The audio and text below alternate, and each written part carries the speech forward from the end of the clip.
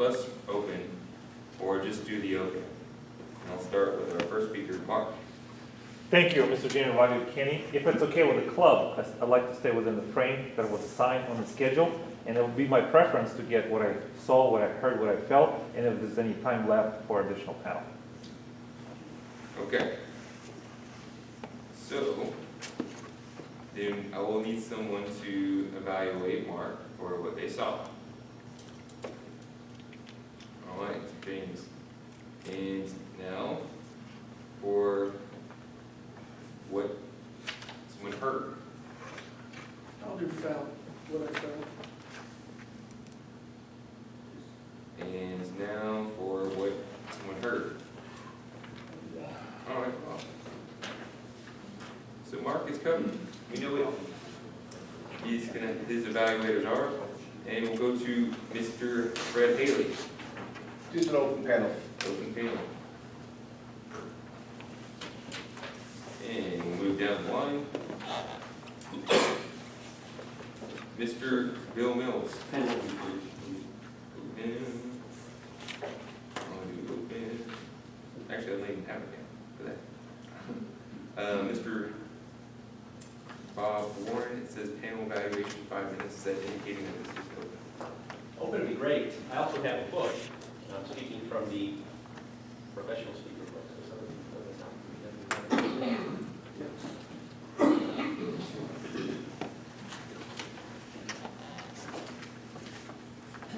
And main event is for a panel. What would you have a preference on? Read, heard, saw, heard, felt? I want a piano, I don't want her saw or felt. You want the 3? No, No. Open panel. Okay. open piano. Thank you. Almost there. We're almost through this. And I think that is our speakers for today. Yourself, honey. Yourself? Yourself. I didn't have one. I just have it written. You just want it. Okay. Could we just go through, since they're giving different kinds of speeches, just the timing again? So Mark Guy, I had Soccer and Felt 2 minutes each, and then panel is 5 minutes. Is that right? For you? Good. Fred, open panel, 5 minutes, okay, as it says here, and that's what we said. Panel for Bill Mills means how long, open panel. He's doing competent communication, but he's doing a longer speech, so how long is his panel? For time, It's the same. which It's the 5? same. 5. Okay. 5 minutes. And 5 and 5. 5. And have any questions, Fred? Mr. General Manager, I have I'll be recording my speech. If anybody else would like their speech recorded, I can create a note mark that. And just make sure I have your email, and I will prepare it into an MP4 and send it to you. Super cool. Thank you very much. All right, without further ado, I'm going to pass control of the meeting back to our Toastmaster, Mr. Mills.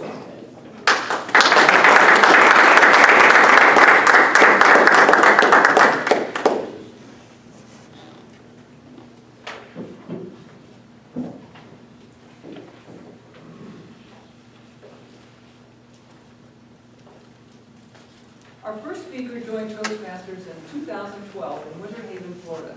He is an active member and officer in several Toastmaster clubs in District 84. Mark Guy is a frequent contributor and presenter at Toastmasters Leadership Institute and annual conferences. As a professional speaker, his message is focused on body language and emotional intelligence for leaders. Mark represented Toastmasters District 84 in the 2015 World Championship of Public Speaking in Las Vegas, Nevada, in the semifinals. His title today is Power of Body Language for Leaders. Please help me welcome Mark Guy.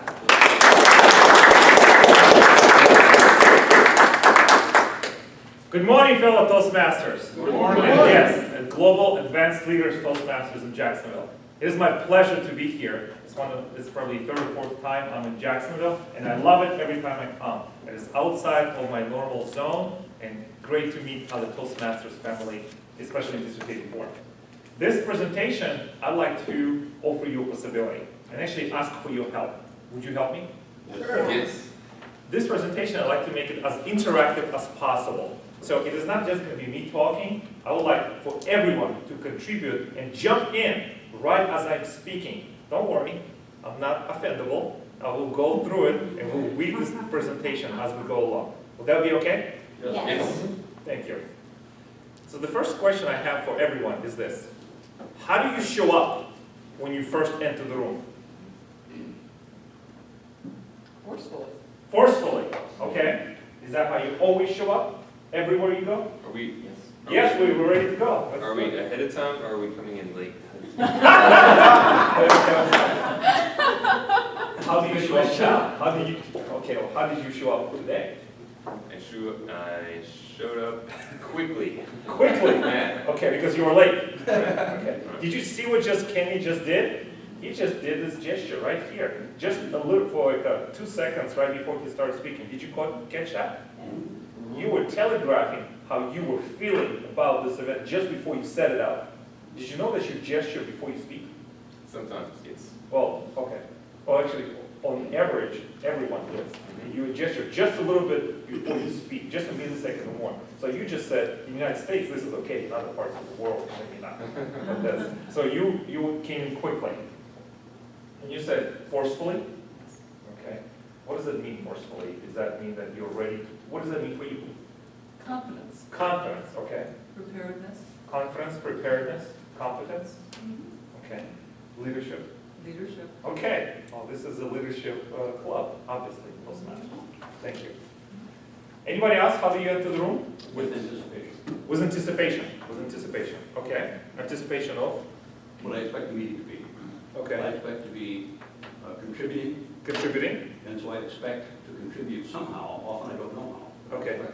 So you thinking in terms of your contribution. Yes. This is how you thinking, how you enter the room. Excellent, thank you for sharing. Yes, Openly, openly, okay. especially at a meeting where you come in where you know some of the people, you might not know some of the others. Okay. You want to establish rapport right away. Rapport, that's right. Rapport of connection. Thank you. All right, anybody? Yes, Fred. So I came into it, one, I was with a couple other guys, I was just having a nice casual, friendly conversation, so it was fun to come in. But then I was also in the back of my mind still preparing for my speech, so I was half thinking where I was, half thinking what I was doing. Half thinking what you were, half thinking what you were. Okay, Cynthia. Happy. Happy! Thank you. Somebody is happy in this room. I was gonna say cheerfully. Cheerfully. Same thing. Cheerfully open. There was anticipation. Forcefully, quickly. Did I miss someone? Yeah, I came in with anticipation. With anticipation. Yes. Okay. I wanted, I was coming, when I say wasn't coming, I came expecting to hear great things from great people. And you will. And hopefully it will add value to your life. And thank you for sharing. Thank you everyone for participating. There will be some other questions and hopefully you can also contribute as well. I'm looking at the contributors here in the room. What I'd like to offer you is something that I have developed. Every time you enter the room, I have 3 O's that I think about every time I go. The first O is, are you open? Just like you said. Are you open to have a dialogue or are you open to have a monologue where you're just going to be talking and listening to no one and listening only to yourself? So the first O is open. Second one is objective. What is your objective? What do you want out of this interaction? What do you want out of for us? What do you want for yourself? Where are you going? And third O is off-stage beat. Have you seen actors in theater and they walk onto the stage and you cannot take your eyes out from them? You're transfixed. You see that this person knows where they're going, knows why they're going there, and they're going to get there. Have you seen those people on stage? They have something called off-stage beat. And that's an emotion that they go deep inside right before they go. Are you familiar with that? And you smile, so you know this stuff. Okay, and that's very important. Actually, it comes from Konstantin Stanislavski. He's a Russian director. He introduced this idea. It's called method acting. Anyone heard of that before? Now, we as leaders, do we act when we come on stage, or do we actually become authentic? Or is there a mix of both? What do you think? I think it's a combination of both. Okay, it's a combination of both. In what way? Depending on your setting, your authentic self will always come out Okay. because that's your nature. Okay. But there may be times you have to act the part in order to portray something to the people you're talking to. That's right. You have to bring something out of yourself and into the others. I believe public speaking is a lot of different things, but it also is performance art. It's performance and it's art. Yes? For me, it's ministry. When I'm standing up doing a Christian monologue, I'm not performing, I'm ministering. Ministering, okay. I have no conversation there because I don't know what, because that's not part of my background, but I respect that and I honor that. I think we can find common ground in being authentic. Right. Because if you're authentic, that telegraphs to the audience who you are and you can connect better. Right, and then when I do other monologues, like the secular monologues, then I may be performing. Okay, but, When I'm doing Christian monologues, I'm ministering. okay. Yes, we had another question? Scott? Oh, no, I'm not. Okay, so, you were just saying, okay. Yes, Linda? I think the transition part for me, when I pull up to this building, there's the authentic, but also the awareness of the interaction will start. So Okay. I met people in the parking lot by the time I get here. Okay. And there's the, coming in with a smile and engagement and everything. That's But right. It just starts, and then on stage, then you're conveying what you feel inside what you need and what you can do and convey, then it's accentuated. Okay, it's amplified. Right, Yes, yes. thank you. And I want to come back to your point, but Jared, you had it. Yeah, I think, like, I prepared for the international speech contest, and at first, I started about a year and a half out. Okay. And I was reading different materials from people who went there, and the choreographed stage presence, everywhere you go, there's a point. And That's right. it was real fake at first, you gotta fake it till you make it, is what they say. And so the more you practice it, Yes. it becomes real. That's right. And everywhere you're at, your mind is automatically telling you. So I started out fake, but eventually it just becomes part of you. That's right. And it becomes authentic. That's right. And that's exactly right. The more you do it, the better you will become. You have started on some very important point, Linda and Jared, and I want to address both of them. And I'll start with Linda first. When you said you bring the interaction that you have seen people at the front desk, people at the parking lot before you come, and that's emotional charge, isn't it? And that's emotional charge before you go into the room. Have you ever considered that public speaking is an energy exchange? Sure. Yes. It's an energy exchange between you and the audience. And why is that happening? A lot of times in my life, for example, let's say you go into the office first thing in the morning, 7 o'clock or 8 o'clock, you're going in, and then as you walk through the office, there's this bow wave of energy, something negative. And you say, hello to everyone, and you smile, but people thinking, they're smiling, but for some reason I feel lousy. But you just keep going and going. But really, what's on your mind? You just had a fight with your spouse. Or maybe you have a toothache. Or maybe your children giving you trouble. And you try to fake it because you're at work, you have to perform. Is that right? What do you do then? Keep going. Keep going. That's right, you keep going. But the point that I want to make is public speaking is energy exchange. And every time you come on stage, you become a leader. And as a leader, there's two things to think about. You have a promise and you have a responsibility. You have a promise that through your public speaking, you will take your audience to a different plane of thinking. And responsibility, you have to do it skillfully and elegantly. And that's what public speaking is for me. What is it for you? Speaking is selling. I saw that on your Facebook. Isn't that right? Okay, what else? What is public speaking for you? You're doing so good. Well, unless you're in the bathroom or in solitary confinement, you're always speaking in public. That's right. And you're always somebody else that you're speaking to. So, I mean, whenever you open your mouth, you're speaking in public. That's right. Every time you open your mouth, you tell the world who you are. And especially, it's amplified when you come on stage. As I'm giving the speech right now, what do you look at? Other than your phone, what do you look at? You look at my face, right? You look at my hands, you look at my body, you look at my gestures. Because this is the biggest, I had a chance to plug in my PowerPoint. Sometimes you have to have a PowerPoint, and if it's elegantly done, if it's visual and it ties the message, moves the story forward, it's excellent. But if you rely on PowerPoint, I call it the death by PowerPoint. When you just have the clicker, you try to hide it like this, and you try to like the PowerPoint. And sometimes, have you seen the dance between some speakers when they move like this? Oh yeah, this slide, I forgot. Oh gosh. Well, the reason I say that is because I've done it many times over. But I forgot actually what was on my slide. And it's something for everyone to think about. So as a speaker, you become a leader. And just like you said, you have an emotional charge. How do you manage that? And the reason I want to go back to method acting is, before you go on stage, before any meeting, any big presentation, there is a hack or a strategy, a shortcut that I use. I think about a time when I was a winner, or something that I feel great. In fact, some of you may know that I competed in the International Speech Contest last year, 2015, and it took me to Las Vegas. And I had a pleasure and opportunity to work with a coach. Actually, I worked with many different coaches. One of the coaches was a certified hypnotist. And I took her to Las Vegas, to Orlando, and a few other places. And this is what we did.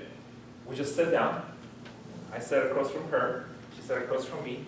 She said, Mark, let's imagine. And we closed the eyes, and she was trying to put me into this thing so I can get ready. She said, Mark, imagine you're on stage. You just give the speech of your life. But they see you, but they also see an actor. Who is this actor for you? And then you think about it. What does it smell like? What does it taste like? What does the stage look like? How high are you off the ground? What is the color of the walls? And we did this for 5 to 10 minutes. Then we did the breathing exercises, and it worked every time. Do you do that? Do you have a pre-stage, pre-meeting ritual every time? Wilson, do you have something? Or anybody else has any kind of that they would like to share? In my first career, I was a performing musician. Okay. And I learned as a young guy to visualize. Okay. And visualizing before a performance, you don't visualize ever making a mistake. You visualize perfection. And so that visualization got me ready to be perfect. Now, nothing is ever perfect, but it certainly prepared me to be so. And I learned to practice without holding my instrument. Okay. I visualized the fingering, visualized the phrasing, visualized the whole thing without having a sheet of music in front of me or the instrument with me. Okay. But I improved in the seat of my car as I was visualizing the performance. That's actually excellent. Anybody else does that for their speeches, for anything else? Fred, you do the same thing? And I've seen that actually athletes do that. They actually, divers or anybody else, they actually go through the performance in their head over and over and over and over again. But I also think it's incomplete because you actually have to do the work. Because you do the visualization, it only gets you up to the point. But if you actually don't do the work, nothing will happen. Well, you have to be at a certain level to begin that visualization anyway. That's right. Because if somebody comes in the first time, you can't visualize your way through that first lesson. That's right. That's right. It's interesting, I want to just interject something. Yes. What I've learned over my career is and I've read and studied that your subconscious mind really doesn't know the difference between something that's visually, vividly imagined and reality. That's right. So if you go through that process enough, you're doing it. You're just doing it in your mind. And it's just a question of the physical act, right? It takes, that's right.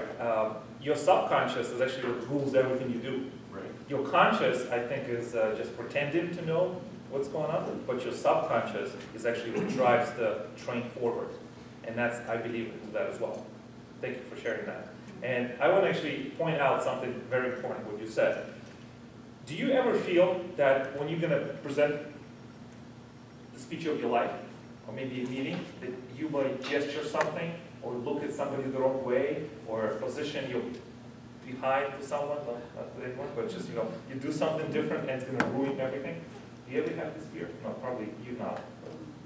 No? Do you feel like I'm not expressive enough possibly with your gestures? Do you think I could do more when I'm speaking in front of the audience? What kind of anxieties do you feel? I do that often when I'm visualizing and practicing. Uh-huh. And that's when I learn or think to myself, well, I need to do this differently. I picture myself turning my back to the audience and thinking, no, I can't do that at that point. Okay. Well, the reason I say that is it's very difficult to maintain your gestures or think about, okay, I'm moving my hand. What are the people thinking? Does that bring sense? Does it actually has purpose to the speech? And I say, don't think about it. In fact, outsource all your gestures and body movement to your subconscious. And that's what you have said in the beginning. What is your goal? Are you going to come into the room open? Because if you open, your body will telegraph to the audience what you think about. Of course, you can do body, like you've seen Donald Trump. This is not a conversation of political, how to vote, but you have seen him. He's a genius. He opens up every time he speaks. What does it do? It tricks your subconscious. You may think about trusting this guy. Look at him. You open your palms. It's all in the palms of your hand. If you feel small or you feel insecure, what do? You protect yourself. You make yourself smaller, and you close your heart. But I believe in public speaking, it's about leadership, but it's about connection. How do you connect? And it starts with being open. So before you go into the room, like before I came in here, in my car, it's like, okay, I'm going to be open. I'm going to say hello to everyone. I want to shake as many hands as possible. Because I want to bring this energy up. And when I'm going to give a speech, I'm going to have my body open, just like that. Because we have an instinct. We've been taught, and as humans, we need to protect ourselves. But public speaking, you're exposed. You're vulnerable. You give yourself away. You give the gift of what you know. And I want to mention to you is be open. Because when you open, great things happen. Okay. Any other questions we have before we go? Yes, you have a question? Okay. Have you ever seen a speaker? Seen speakers. Seen speakers? Just coming around. Hey, how are you? Oh, okay. Jingle their head. Annoying. Or coins in their pocket. That's distracting. Have you ever done that? Yes? Probably? Well, leave your keys and leave everything out. Or have you seen like tapping? Or fidgeting or playing with a pen? A lot of times when I've seen men especially, I'm a man, so I'm talking from a man's point. Women, it's a different conversation. And I've seen men do this type of gesture right here. You see this gesture? What are you hiding? What are you closing up? Or what over here? What are you hiding? It looks like you're in handcuffs. Okay, see? That's the truth for you. I mean, that's the story for you. Okay, that's What the about this gesture? Okay, I love this gesture. What is it? Okay. I wonder what that means. I've seen people do this. The prayer hand. It's prayer hands. Oh, prayer hands. Prayer hands. Steeple. You know what I call this gesture? Spider. Spider. Doing push-ups in the mirror. What? Are you kidding me? It means nothing. This gesture means nothing. Gestures by itself means nothing. Constellations of gestures, the way you move with purpose, that communicates what you feel and what you give. And that's why I say it's very difficult to think about your gestures. What kind of gesture I'm going to make? Am I going to pop some bubbles? Am I going to protect myself? I'm going to do something like this? Or I choose to be open. Because when you open, your heart, your emotions, they will show who you are. Because if you hide in something, or if you don't believe in the message that you're saying, guess what? You're gonna actually be inauthentic, and that insecurity will leak out to the gestures inadvertently. And no matter what you do, because your subconscious is fighting within you, and it wants to communicate how it really feels. So don't think about gestures as a whole, but think about your attitude. What do you bring to the conversation? And I see that Fred is recording the speech, and I'm recording the speech myself. How many people here record their speeches every time and actually in coaching, not just in speeches, but the way they interact with people? I only did it once. Only did once. Never do it again. Never do it again. I needed to be doing it. I always say I'm going to do it, But the impact was so powerful, I still remember it. Okay. Thank you for sharing, by the way. So You recorded one time, you'll never do it again, Wow. Never, you can say never. of course. For But now. for now, no, not in the future. And Scott said, you should. I got one from when I first started speaking years ago. I look at it all the time, Yes. and I keep saying I'm gonna start recording speeches, but I just haven't done Okay, okay. We'll get to, yes, Fred. and then Jerry. I'm just thinking, I've recorded your speeches for several of you and sent them to you. I hope you've been watching. Before we go, don't hurt Fred's feelings. You know, he tried so hard to do this for you. And Jerry. During the international speech contest in preparation, I recorded, and then I videoed every time that I competed. And I hate listening to myself. I hate watching myself. It's just brutal. And it's just like, Get better. you know, I just have that, I do it, and I look at it, and I'm just like, And what did Darren LaCroix say? What do Well, you we all have to listen to you. What can That's you do? right. That's exactly right. Because I had a dear friend, I don't know if you know her, Jeannie Elliott. I don't know if she's a Toastmaster from where I live. She was a trainer at Disney, and she told me, okay, Buttercup, everybody else have to listen, watch you and listen to you. Why can't you watch yourself? And that was a push in the behind that I needed. Because to be honest with you, I have over 300 videos hidden in Facebook that I share with friends and mentors and coaches that are not locally. And I watch them over and over again. And Jared, I hate watching myself. It's torture. It truly is a torture. It is a torture when you start. When you watch one video, when you watch it for 1 month, maybe 6 months. But then after a while, you take a step forward and you're thinking, you know what? It's not that bad. And then you take another step forward, you're thinking, you know what? Actually, I can send this video to my coaches. I'm not afraid. Because the more you do it, the better you become. It is torture. It is brutal. You don't want to see yourself. You're thinking, I'm such a greatest speaker in the world, and this, really? It's actually, it cuts to your self-identity, to your self-esteem. And I know, you're a man, I am as well, I get it. But you have to watch yourself. A lot of times people record themselves, and then behind their story they tell them, I just recorded myself, I'm doing ahead of the game. But they forget the step 2, which is just as important. You have to watch yourself. Just because you record, tell yourself a story. I made an investment or something like that. But in reality, you have to watch yourself. And if you feel really ambitious, send it to the world. How many people here have YouTube channels? Fred, okay. Do you see the abandonment when the audience jumps off from your video and you can see where you need to do better next time? Do you know what I'm talking about? Audience retention? Because the audience is the whole worldwide, and they see, like, as you're speaking and your energy dips, and you think, okay, there's something wrong, and you do it again and again and again. So what I would like to offer to you is to keep video language diary. And not just in speeches, but every time you go to speak with someone in a conversation, ask their permission, because you will see mannerisms that you never saw before. You're going to see touching your face, you're going to be scratching, you're going to be doing this, whatever it is. You don't need that. Because if you want to talk, walk, and look like a leader, you have to act like one. And it's a muscle. It's a muscle, and it grows with use. Of course, you're going to be fatigued in the beginning, but you'll get better.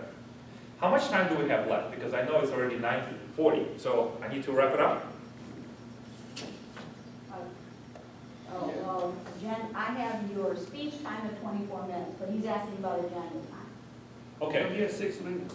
6 minutes left? Okay. Any other questions before we finish up? Yes.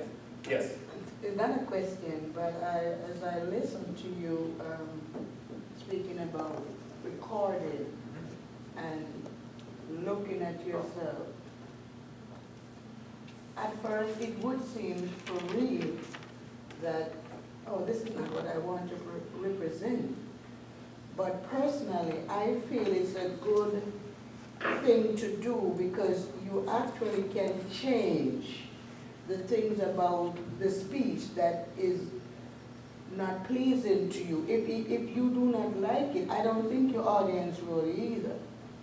So by recording and seeing, maybe the way you dress, even that, you see, well, I need to do something about how I appear. I need to do something about the words I choose, the way the enunciation, whatever. But it might be a good idea that all of us have a picture of what we look like if we are going to profession. Absolutely. If you take yourself seriously as a speaker, video is a tool that you need. Not only will it's for self, because video does not lie. It shows you exactly who you are. Yes. Like sometimes I need to lose a few pounds. Yes, I know. I'm working on that. But that will show you, because camera adds 10 pounds. You know that, right? Is that right? That's true. Yes, it is. And because video will show you exactly who you are and help your coaches. Because I have coaches all over the world, and I cannot perform in front of them. So I take the video, I send them the link, and they think, okay, this is what we need to work on. This works well. And the video is the way you communicate, and it's going to only expand and amplify. And so don't be afraid. In the beginning, yes, you will fall and you will stumble, but you have to trust the process. Have you? Yes. Have you read the book by Malcolm Gladwell, Outliers? Anyone read it before? He introduces the concept of 10,000 hours. 10,000 hours to take you from amateur to professional. And it takes time, it takes deliberate practice, and it takes constant feedback. So if you want to become a professional speaker, you have to pay your dues, whatever it is. And then you have to do it with intensity. And video is just one of those tools. So the more you do it, the better you will become. And the more you spend time understanding, analyzing the way you move, the way you manage your energy while on stage, you become better. Yes? Are you sure that the video can't lie? Cannot lie. I've heard of people slicing videos and they compare one one and they really are another one. I need to talk to those people. Okay. Because video does not lie. Thank you. I do want to make 2 exercises before we go. How many people here heard about Amy Cuddy? Okay. Amy Cuddy is a social psychology professor at Harvard Business School. She is brilliant. When she was 19 years old, she had an accident. She was thrown from the car. And she was gifted up to that point. And something in her brain changed. She was no longer smart. She spent years in a hospital, and then she graduated from college. And she felt like an imposter. An imposter that, oh, I don't deserve to be at this college, I don't deserve to be at this university. And then later on, she created a TED Talk about body language. It is in the top 5 most viewed TED Talks of all time. Out of current standing, it's over 9 million views. She talks about fake it till you become it. Don't make it till you make it. Fake it till you become it. The more you do it, the more you will own the space. So if you indulge me, let's do an exercise from Amy Cuddy's talk. Can I ask everyone to stand up? Unless you don't want to stand up, that's it, that's fine. You don't have to stand up. You can just watch me or watch your other members. Let's do this power posing. You heard about power posing? No? Yes. I will demonstrate a couple to you. Okay? We have some mix, men, women, different. Okay. You can do one like this. Think about it. Okay, this is your superhero. Is that a Wonder Woman? Wonder Woman. Wonder Woman, okay. Now, man, guys, if you don't feel like you're Wonder Woman, fine. Do this.